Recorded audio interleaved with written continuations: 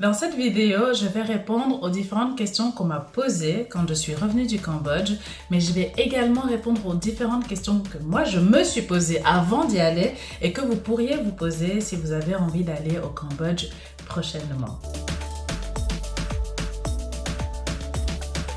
Bienvenue dans cette nouvelle vidéo, j'espère que vous allez bien. Moi ça va très bien par la grâce de Dieu. Ça fait donc maintenant quelques jours qu'on est revenu du Cambodge et ça me fait trop plaisir d'être à la maison, d'être dans mon environnement, même si j'ai passé de super belles vacances. Je sais pas si vous aussi ça vous fait ça, mais de revenir chez soi, il y a quelque chose d'inexplicable. En tout cas quand on se sent vraiment bien chez soi comme moi je me sens. Commençons par les formalités administratives. Comment est-ce qu'on s'organise pour partir au Cambodge? La première chose, c'est le visa. Oui, en tant que Français, si vous êtes Français comme moi, vous avez besoin d'un visa pour aller au Cambodge dès le premier jour. C'est-à-dire qu'il y a pas mal de pays dans lesquels vous pouvez partir en tant que Français pendant 15 jours sans visa. Au Cambodge, en l'occurrence, vous avez besoin d'un visa dès le premier jour. Et vous avez donc plusieurs visas bien sûr, mais si vous partez en vacances comme moi, pour une durée de moins de 15 jours, vous avez le visa touriste. Il est payant, si je dis pas de bêtises, j'ai payé une trentaine d'euros, je vais vous afficher le prix, j'ai payé une trentaine d'euros.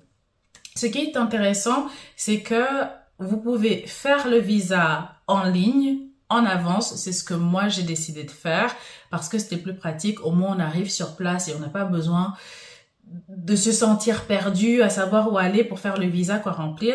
On peut le faire très facilement en ligne avant, pas trop tôt avant, parce que sinon ils vous disent qu'ils vont analyser votre demande plus tard. Donc moi, ce que j'ai fait, c'est que j'ai fait ma demande de visa 2 semaines avant de partir, et là ça allait bien. Et vous payez vos 30 euros et quelques. Et ça y est, c'est tout bon. Très rapidement, ils vous répondent si ils vous octroient le visa ou pas. Il y a un deuxième document à faire, et là également de préférence, ça dépend de vous, vous pouvez aussi le faire sur place, mais de préférence avant de partir, c'est le document d'entrée du territoire. Je vais vous mettre les différents liens sur lesquels vous pouvez aller pour faire que ce soit le visa ou ce document. Vous devez le faire au moins 7 jours avant d'entrer sur le territoire. De toute façon, vous pouvez là encore pas tellement le faire trop avant.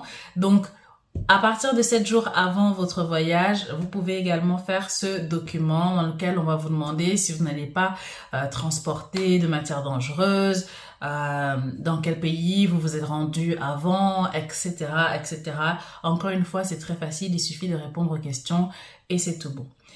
Je vous conseille de faire tous ces papiers avant, mais vous pouvez aussi les faire sur place, à l'aéroport. Je ne l'ai pas fait, donc je pourrais pas vous dire si c'est particulièrement compliqué ou pas. Moi, j'ai tout fait en avant. Par contre, une chose qu'on ne dit pas toujours nécessairement et que je n'ai pas lu quand je faisais ma demande de visa ou ma demande d'entrée du territoire, c'est qu'il faut imprimer votre visa et votre demande d'entrée du territoire. Imprimez tous vos documents, comme ça au moins vous êtes sûr de tout avoir avec vous et de ne pas avoir de soucis. Il faut les imprimer. Est-ce qu'il vous faut un vaccin? En principe, non, nous on n'a pas eu besoin de faire de vaccin.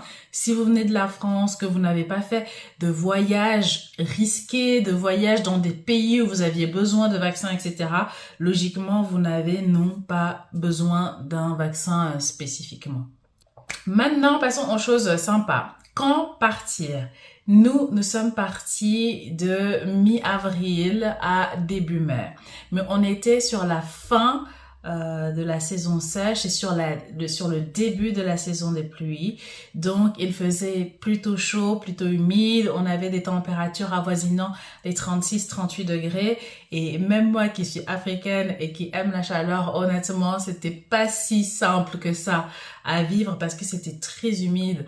En plus, si vous partez dans les temples à Siem Reap dans la même période que nous, vous marchez, il y a tous ces bâtiments, tous ces murs autour de vous qui retiennent aussi la chaleur. Bref, il fait chaud. C'est pour ça que la meilleure saison pour partir au Cambodge, en principe, c'est de novembre à février parce que les températures sont un petit peu plus agréables. En plus, là, nous, on était en fin de saison sèche, ça veut dire que les villages flottants qui sont vers Siem Reap, ils n'étaient pas si flottants que ça puisqu'il n'y avait pas d'eau.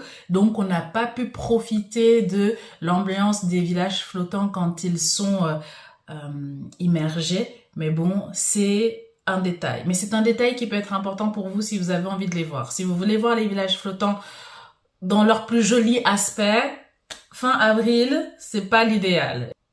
Maintenant, l'avantage pour nous qui sommes partis mi-avril, c'est que comme on commençait justement à être en début de saison basse, il y avait moins de monde qu'en saison haute, forcément.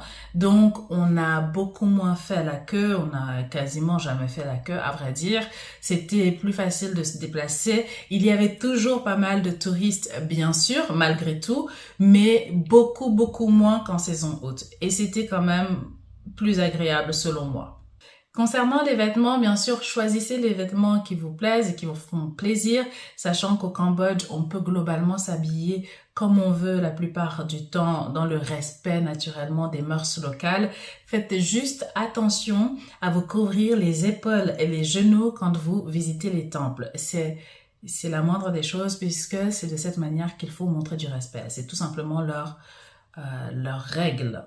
Donc, faites juste bien attention de toujours prévoir, si vous n'avez pas un vêtement qui couvre vos épaules, de prévoir un châle ou quelque chose, histoire de respecter les règles. Maintenant, en termes de budget, et je sais que c'est vraiment le point qui intéresse le plus, écoutez, le Cambodge n'est vraiment pas très cher, mais surtout pour certaines choses, surtout pour la nourriture. Pour la nourriture, vous mangez pour très peu cher, vous mangez facilement pour 2-3 euros en fonction de là où vous décidez de vous arrêter. Donc, si vous voulez manger de la cuisine assez rapide, assez facile, pas forcément fancy, 2, 3, 4 euros, très facilement vous allez trouver. Si vous voulez quelque chose d'un peu plus travaillé, si vous êtes un peu plus assis, bien sûr, vous allez pouvoir retrouver des plats à 7, 8, 9, 10 euros. Et si vous voulez manger vraiment un peu plus fancy, vous allez pouvoir grimper. Nous, par exemple, on a mangé du local et du chill, mais on a aussi très souvent mangé dans de très, très, très, très bons restaurants et on s'en sortait à deux avec 40 euros en général. Vraiment 40 euros en général, donc 20 euros chacun, mais on était dans des très bons restaurants. On a fait le meilleur restaurant japonais de Siem Reap, on a fait un très bon restaurant indien à Phnom Penh, et voilà, globalement, on tournait à chaque fois autour de 40-45 euros à deux. Donc, vous pouvez largement bien manger, même si vous voulez manger dans de très très bons restaurants. La monnaie au Cambodge, c'est les réels, mais vous pouvez également, et c'est très commun, ils utilisent aussi également les dollars américains.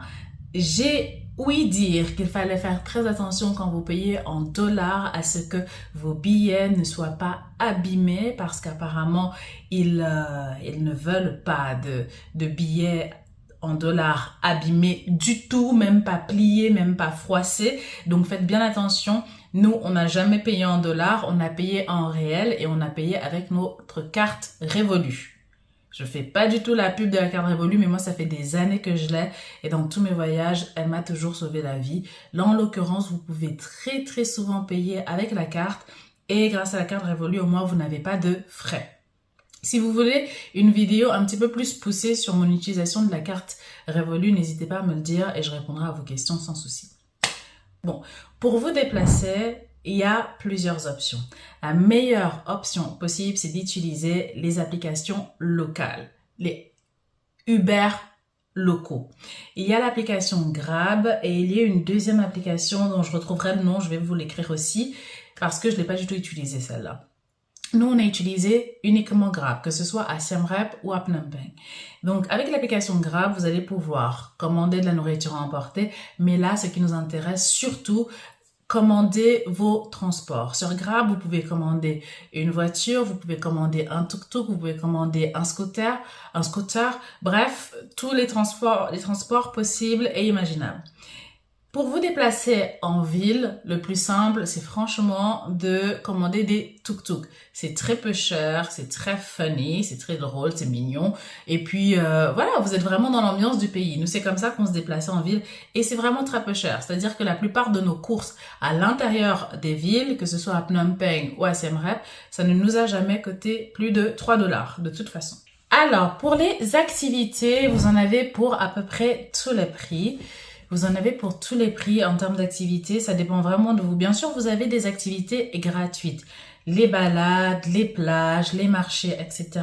Mais vous avez aussi pas mal d'activités payantes au Cambodge.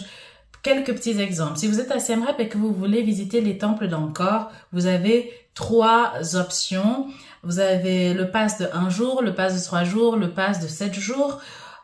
Et le pass de 1 jour que nous avons pris, par exemple, c'était, si je dis pas de bêtises, 37 $ par personne. Ensuite, si vous voulez prendre le pass de 3 jours, vous êtes à une soixantaine de dollars. Et le pass de 7 jours, 72 $, quelque chose comme ça, par personne, bien sûr. Donc, ça peut revenir à un certain prix, mais ça dépend de vous, si vous voulez visiter plus ou moins lentement, plus ou moins de temples, etc. Donc, voilà, il y a un petit budget temple quand même si vous êtes à Siem Reap. De la même manière, à Phnom Penh, si vous voulez visiter les musées, si vous voulez visiter S21, les Killing Fields, il y a un petit budget de généralement 10 $ par personne et par visite. Ensuite, si vous voulez des activités un petit peu différentes, nous à Phnom Penh par exemple, on a fait une soirée boxe khmer. Si je dis pas de bêtises, on était à environ une vingtaine de dollars par personne. Donc, il y a quand même un petit budget activité à prévoir, mais ce n'est jamais tellement excessif et énorme. On m'a demandé ce que nous avions préféré le plus dans notre voyage et on a aimé plein de choses. Bien sûr, on a aimé les temples d'Angkor qui sont absolument magnifiques. Il y a une histoire incroyable derrière et puis de voir ça de ses propres yeux, la grandeur et la magnificence, c'était top. Mais on a aussi beaucoup aimé le peuple khmer, les Cambodgiens qui sont tellement adorables, tellement gentils, tellement serviable et tellement souriant. Moi, il y a une chose spécifique que j'ai vraiment aimé au Cambodge, c'est que j'ai trouvé que les Cambodgiens avaient un respect de l'espace de chacun que j'avais rarement vu dans d'autres pays que nous avons visités, que ce soit dans la région ou ailleurs. C'est-à-dire que quand on disait non à un tuk-tuk parce que il nous proposait ses services et pour X ou Y raison, on n'en avait pas besoin ou pas envie, très rapidement, il disait « Ok, pas de souci, désolé » et il s'en allait. Et ça, j'ai trouvé ça beau, j'ai trouvé ça superbe, ce respect de l'espace de l'autre. Quoi d'autre? L'ambiance à Phnom Penh, même l'ambiance à Siem Reap, qui est une ville plus calme et plus petite, mais à Siem Reap, vous avez cette rue Pop Street où il y a des bars, des restos, de la musique, de l'ambiance. Donc, il y a vraiment de quoi faire si vous êtes jeune et que vous avez envie de sortir et de vous amuser. Mais encore plus à Phnom Penh, qui est la capitale et qui est une ville beaucoup plus grosse, bien sûr. Vous avez une ambiance incroyable de jour comme de nuit. Ça grouille de monde, de bruit, d'odeur, d'ambiance. Et tout ça dans une certaine sécurité. Ce que vraiment j'aime énormément en Asie. C'est-à-dire que je me suis baladée plusieurs fois toute seule. Rarement la nuit, cependant, donc je peux pas parler là-dessus, mais en tout cas en journée, et je ne me suis jamais sentie en danger, jamais sentie suivie, jamais on ne m'a regardé avec une insistance malsaine. C'était vraiment top. Je me suis sentie en tant que femme noire seule, très en sécurité, et je pense que ça vaut la peine de le dire. Une autre chose qu'on a beaucoup aimé, c'est bien sûr le prix. Le prix des choses, le prix de la nourriture. On a très bien mangé. On a mangé bien sûr la nourriture locale qui était très bonne, mais on a beaucoup mangé international également. Et à chaque fois qu'on a mangé international, on est parti dans les meilleurs restos. Et comme je vous disais, ça nous est revenu très souvent à 40, 50 €, donc pas si cher que ça. Et au niveau de la nourriture, justement, j'ai trouvé, si vous connaissez un peu la nourriture khmer, dites-moi si vous pensez la même chose ou si vous pensez différemment. Mais j'ai trouvé qu'on était dans un genre de mélange entre la nourriture vietnamienne et thaï. Il y a des épices, il y a du piment, mais pour autant, il y a pas mal de plats en sauce aussi. Il y a des nouilles, il y a du riz. J'ai trouvé que c'était un mélange de thaï et de vietnamien. Les soupes, trop bon. Bref, moi, il me faut pas beaucoup plus pour être conquise culinairement. Voilà pour ce que voilà pour ce que j'ai aimé ou qu'on a aimé plus généralement avec mon mari. Pour les choses qu'on a moins aimées, très honnêtement, il y a très très peu de choses. On s'est vraiment beaucoup reposé, beaucoup amusé, on a bien ri au Cambodge. Mais c'est vrai que soyez préparés à ce que vous voyiez pas mal d'ordures dans les rues.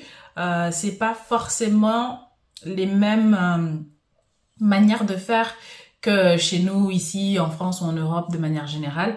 Donc, il y a quand même beaucoup plus souvent, en tout cas, souvent plus confronté aux ordures, aux odeurs de déchets aussi. C'est quand même pas super agréable, même si on finit par s'y faire. Mais ça, j'ai trouvé que c'était encore un peu plus prononcé à Phnom Penh qu'à Siem Reap, par exemple. Les odeurs, surtout. Mais en dehors des odeurs et des ordures, honnêtement, enfin, que vous dire, pour nous, tout était très très bien et on a passé un très très bon moment. En tout cas, n'hésitez pas à me dire dans les commentaires si vous avez d'autres questions. J'ai couvert vraiment les questions que moi je me suis posées, les questions qu'on m'a posées à mon retour. N'hésitez pas à me dire si vous avez d'autres questions auxquelles je puisse répondre. Ce serait avec grand plaisir. On en discute dans les commentaires, dans tous les cas. Et si vous avez déjà été au Cambodge, dites-moi qu'est-ce que vous avez vous aimé, qu'est-ce que vous avez moins aimé, est-ce que ça s'est bien passé? Dans tous les cas, on se revoit très bientôt dans une nouvelle vidéo. Des bisous!